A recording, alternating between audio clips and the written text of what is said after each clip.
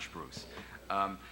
I'd like to start out with an observation, and that observation is I was happily surprised to find out that Brian Williams studied physics before he went into health, and I studied physics before I went into health. And is there an association between speaking at a modeling seminar and studying physics before going into health? Maybe. Now, Brian gave an absolutely wonderful talk that I personally found riveting, and I'd like to discuss some of the main points that shone through many of the data and results that he described.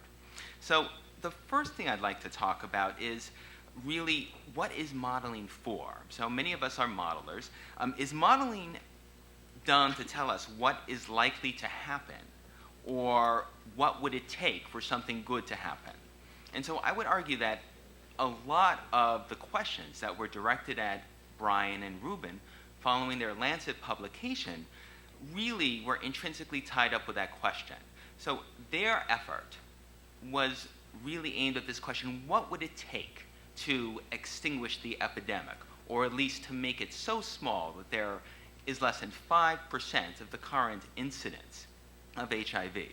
And so if you're a modeler, you can say, well, if I tweak this parameter, if I tweak that parameter, I can probably tweak enough parameters in order to get to that goal. Well, what would it take? What would the adherence take? So how much adherence would you need to have? How much coverage would you need to have for treatment as prevention? How much retention and care would you need to have? What sort of sexual network characteristics or drug injection characteristics are a prerequisite for the epidemic to be extinguished? And those are very, very, very important questions because they can guide policy, even if they're not addressing the question of what is likely to happen. They're fundamentally different questions, and I think that a lot of the questions that Brian got were of the nature, well, that isn't likely to happen, but that was probably not the point.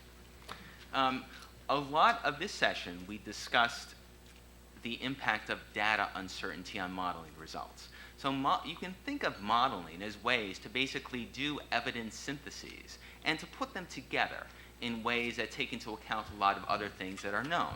And any evidence synthesis will have a result that depends on the evidence. We've all have heard garbage in, garbage out, and other things like that.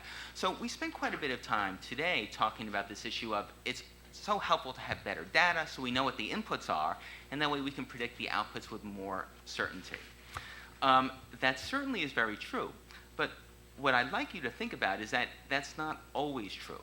So let me give you an example.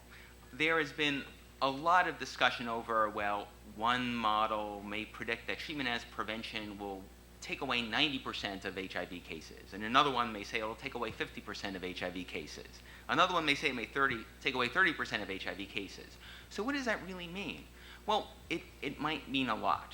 So let's say you are a policymaker and you are trying to decide how to allocate HIV prevention resources, and you're trying to figure out how much additional money to put into treatment as prevention versus rolling out circumcision versus rolling out microbicides. And a model with a very optimistic set of assumptions, and you don't know if they're truly accurate, they're quite optimistic, suggests that if you put that money into treatment as prevention, you avert 20 cases.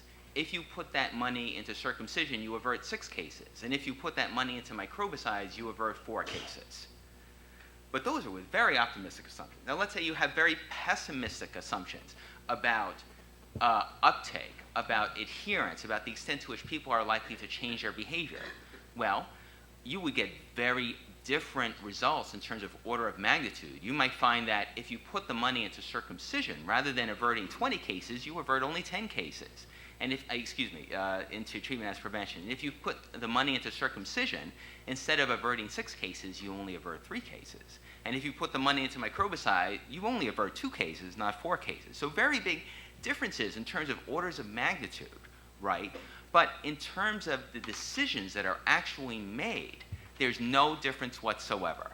Regardless of what the magnitude is, the rank order is the same. So if you are making the decision of how to spend this money and prevent the most cases of HIV, you would still do the same thing. You would still put a lot of the money into treatment as prevention, even though the data uncertainty is making you uncertain about the overall magnitude of benefit.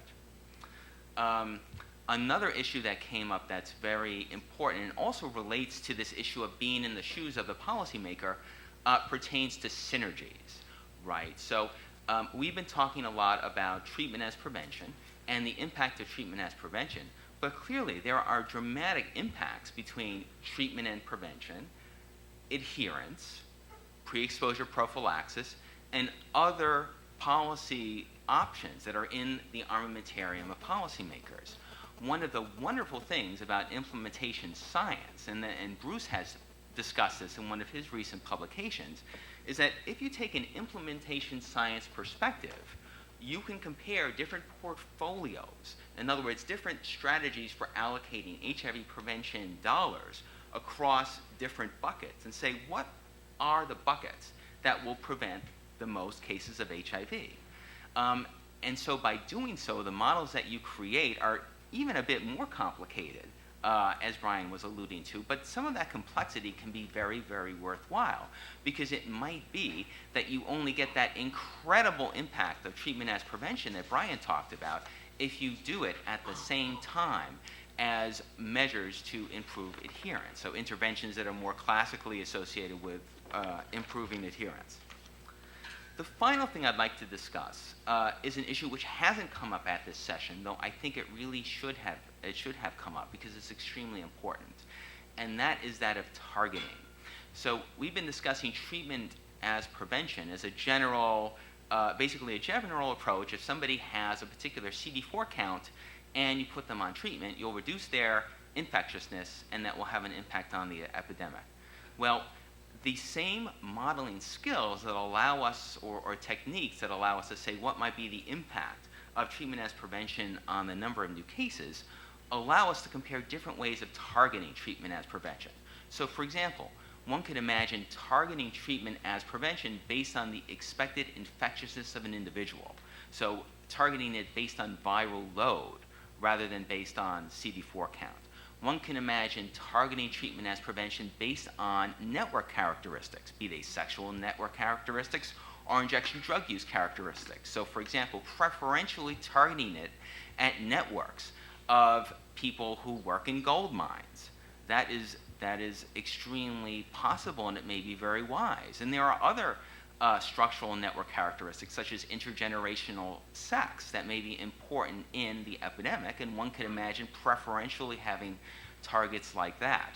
And some of the beauty of an implementation science approach in general, and a modeling approach in particular, is it allows you to say, if I'm in the shoes of a policymaker, and I target treatment as prevention in this way versus in that way, how can I prevent the most cases of HIV for the money that I have? And it's a very important aspect, and it should be a very important part of any dialogue about treatment as prevention.